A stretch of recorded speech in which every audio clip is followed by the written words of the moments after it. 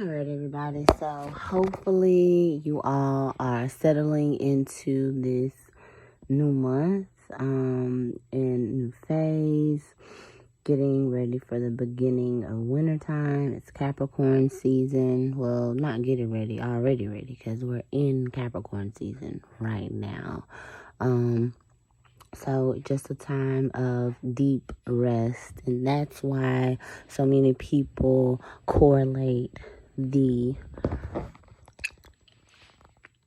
archetype of Capricorn with depression, and things like that, because of the deep rest that is required within this season. So we're going to do a few key dates to go over in January. And alright. So first, January 2nd, which has already passed, Venus entered into Aquarius, which Venus had been in Capricorn for a while. So it's still going to have a lot of that same energy that it had, because Venus and Aquarius are both ruled by Saturn. Capricorn has that like restrictive Saturn energy. Aquarius has that rebellious Saturn energy. So Capricorn wanted you to kind of see how you're relating to the structures that are currently in place. See how you're relating to the structures that are currently in place, because Venus is how you're relating, relationships, your senses, things like that. So see how you're tasting, feeling, smelling, all of those five senses. See how you are feeling those things, and relating to them. How are the relationships that you have? How have they been more structured or less structured? Where have you restructured? And then now, Venus going into Aquarius is showing that rebellion in the relationships and how you relate. The rebellion that makes us go forward and create a new structure, a new innovative process to relate to the world outside of us, relate to ourselves, relate to our people, relate to our communities. Aquarius, again, it's all about what we did in the restructure of Saturn. So it still has that restrictive component, but it's a restructuring component because it wants us to be innovative. It wants us to be innovative. It wants us to be unique. It wants us to do things differently than everyone else to start to create a new structure that's going to be beneficial for humanity. Okay, so that was happening on January the 2nd. So you may have, felt that slightly, because, like I said, it's at the very beginning. So moving forward, how are our relationships moving us forward in the collective, in the community? How is the new way that we're doing relationships beneficial for us all? Okay, January 6th, we have a full moon in Cancer.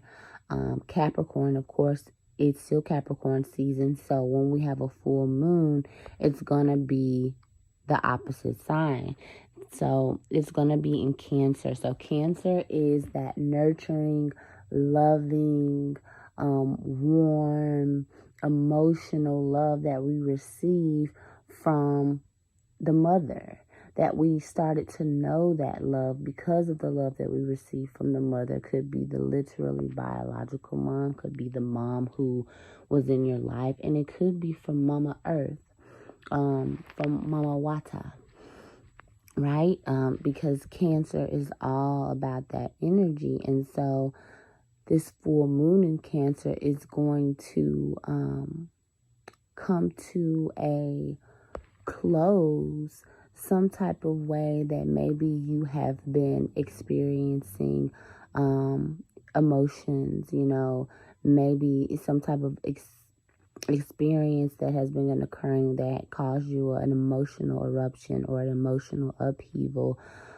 You will get to see the like the cultivation and the culmination of what that has actually done for you internally and for your emotional state.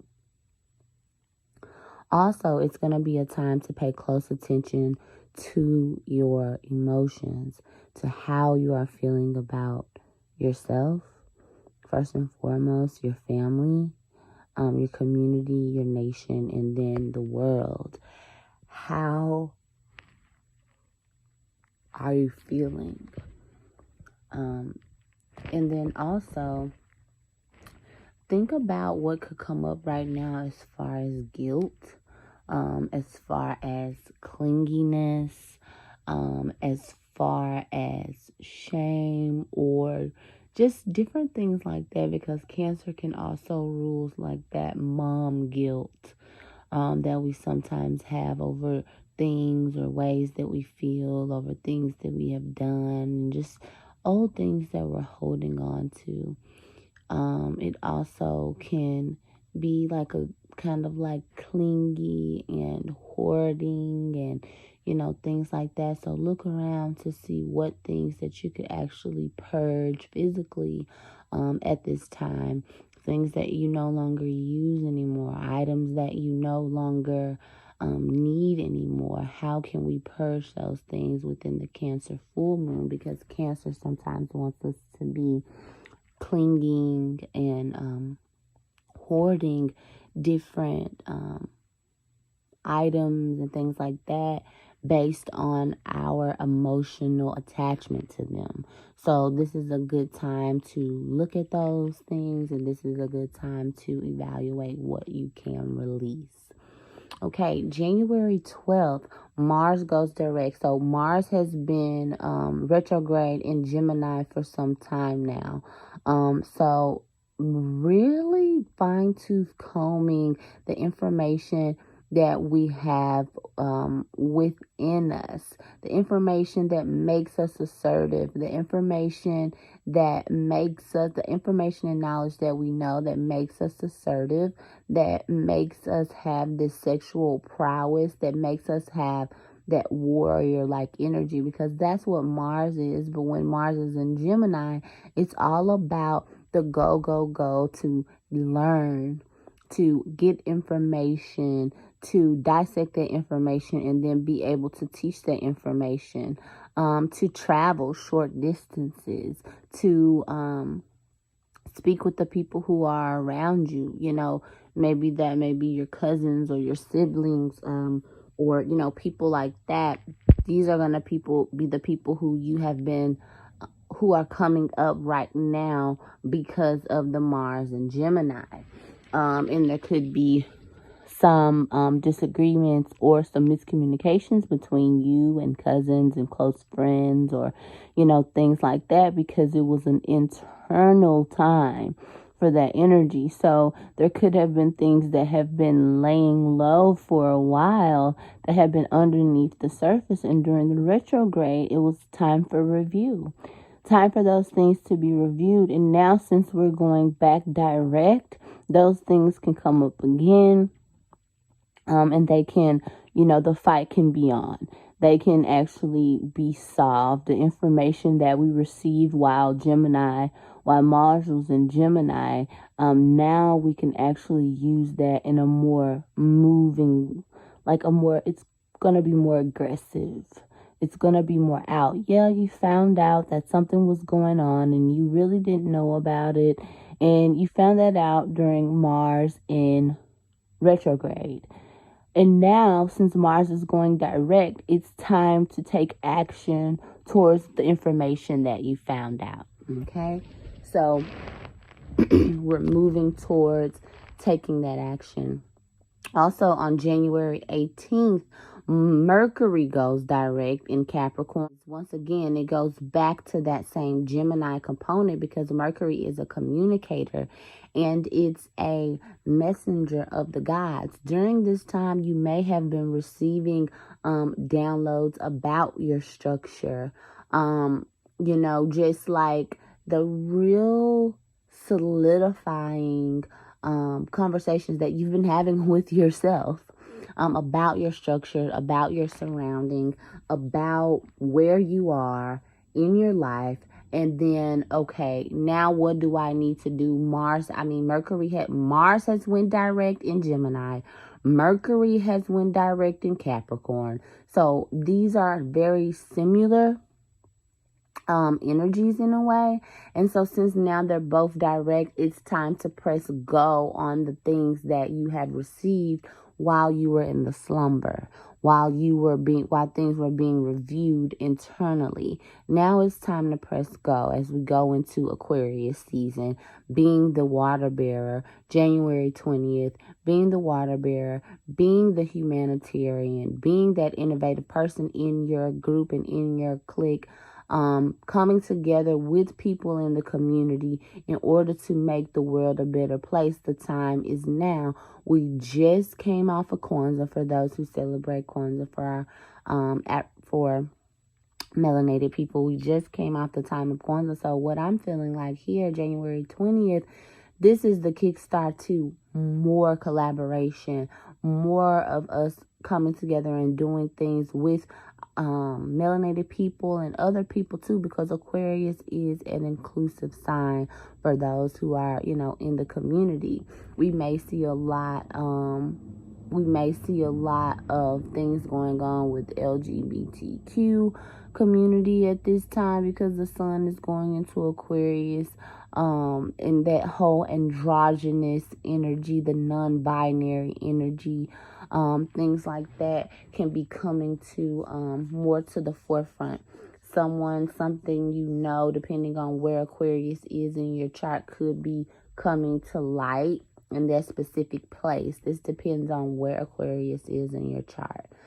Okay, so then we have a new moon in Aquarius on January 21st. So this is a time, on our new moons, we write it down, we make it plain, we get everything that we want written down or in our mind, in our psyche, in our spirit. First and foremost, we're feeling those things, and then we're using that energy to propel us into the next month.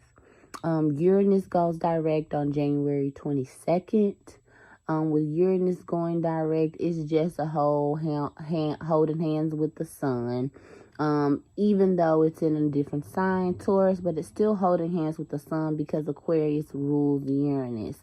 So you may have been, because Uranus has been direct for a moment, so you may have been having a lot of things to kind of break up that internal structure that you've been having going on for a while. Break up that internal stubbornness. Break up those, internal thoughts about money. Break up those internal thoughts about wealth and about health and about just having a general luxurious life. Breaking up those thoughts that you had previously had to actually see what needs to have a lightning bolt go through it, which Uranus is the lightning bolt. It goes through things and it gives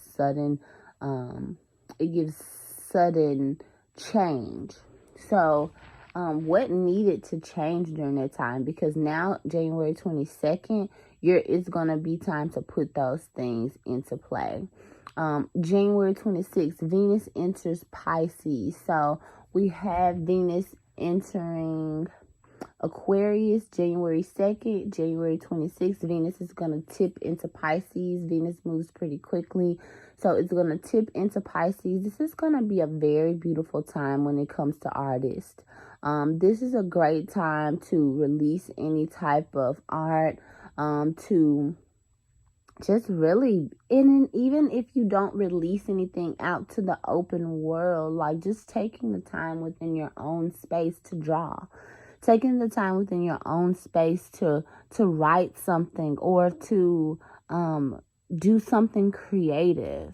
I think a lot of times we always think that it has to look like this because I want to make an impact in the world. You make an impact in the world by you being in yourself and being who you're supposed to be, the best person that you can possibly be every day. You make an impact with the people that are right outside your door. So it doesn't always have to look like 1,000 million followers and, you know, things like that, even though that's perfectly well, you know, that's perfectly great.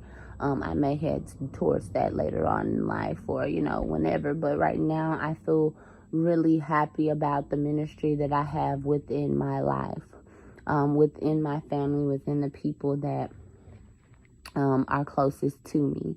So January 26th, Venus enters Pisces. It's going to be a very type of time. So enjoy it. Very harmonious time.